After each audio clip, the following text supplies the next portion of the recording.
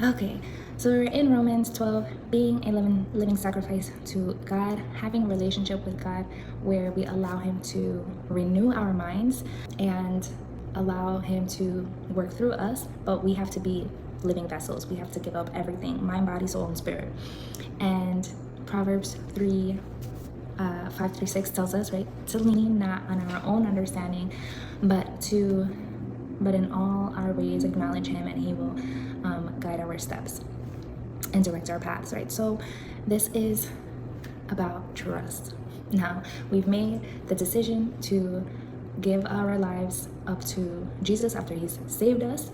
We acknowledge Him, we believe in Him, that He died for us, and His blood covers our sins, so we are forgiven, we are washed clean. We've decided to walk with Him. What does that look like? Constantly being in communication, building a relationship, so pouring into Him as much as He's pouring into us, facing Him, not turning away from Him, apologizing, admitting when we're wrong, and yeah, just like enjoying getting to know somebody, just like a regular relationship, right? And sure enough, like over time, you just collect them, right? Like it's kind of like, you can't like force a best friend ship. You can't force like intimacy.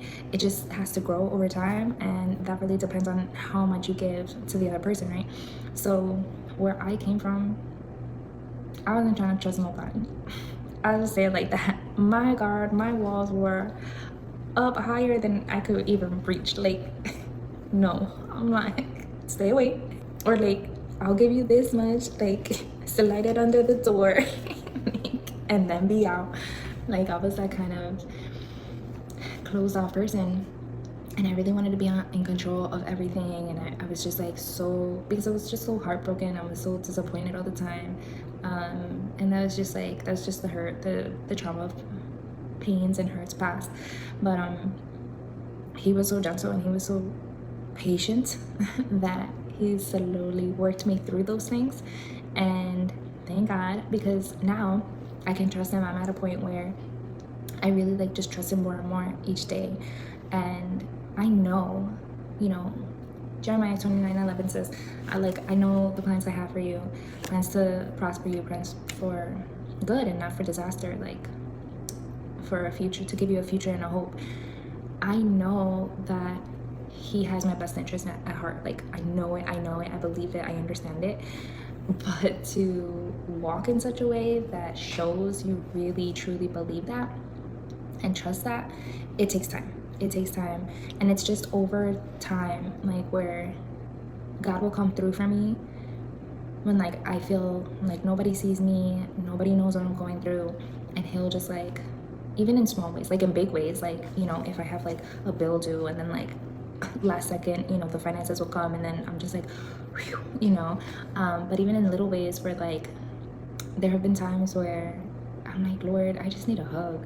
Like, and it would seem so impossible because I'm here traveling by myself, and just randomly, like at a store, I'll get a hug from a lady, and I'm like, oh my gosh, like, wow,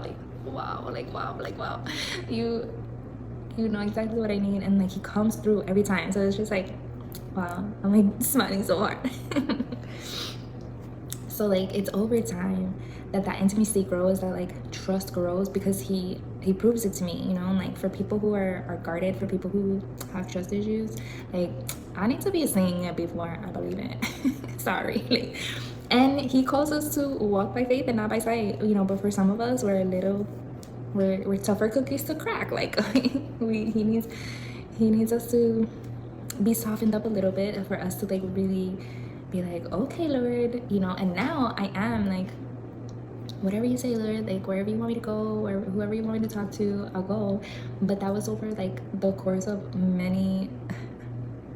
a long time that I needed Him to, and like it's not like we are in any place to demand anything of Him. Like, it's just because of His kindness, His mercy, His grace that He gives it to us, like He could demand anything. Like, I owe Him my life, but in His kindness and His love, He knows that it will be easier for me to trust Him if I have like all these data points that show Like, he's come through for me. He's there for me. He has my best interest at heart. He'll never leave me nor forsake me. He'll never let me down. He'll never hurt me.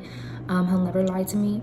And those are things like boom, boom, boom, boom, boom. Like, wow, like that's like the perfect relationship for me, you know, which means that I have experienced his perfection. Like, I know that Jesus is perfect. He's sinless. He's right. God is righteous. He's just. He's not wrong. So if anything in my life is going wrong, I know it's me.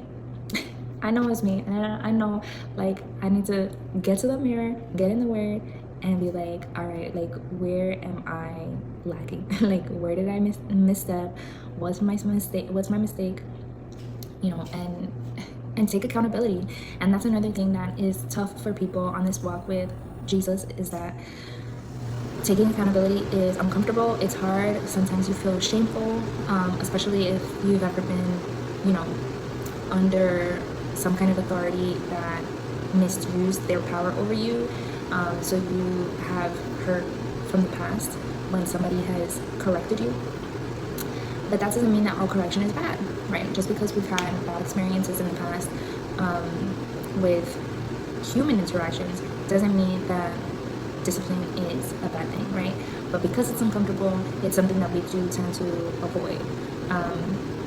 Even just like the word discipline, the word correction can rub people the wrong way. The word submission, forget about it. How controversial is that? You know, and as long as you give the time to get to know Jesus, you know that Jesus is love. God is love. So he's coming from a place of love, and then he'll feed you his word, that it'll be written on your heart. You'll understand, like, everything that he does comes from a place of love.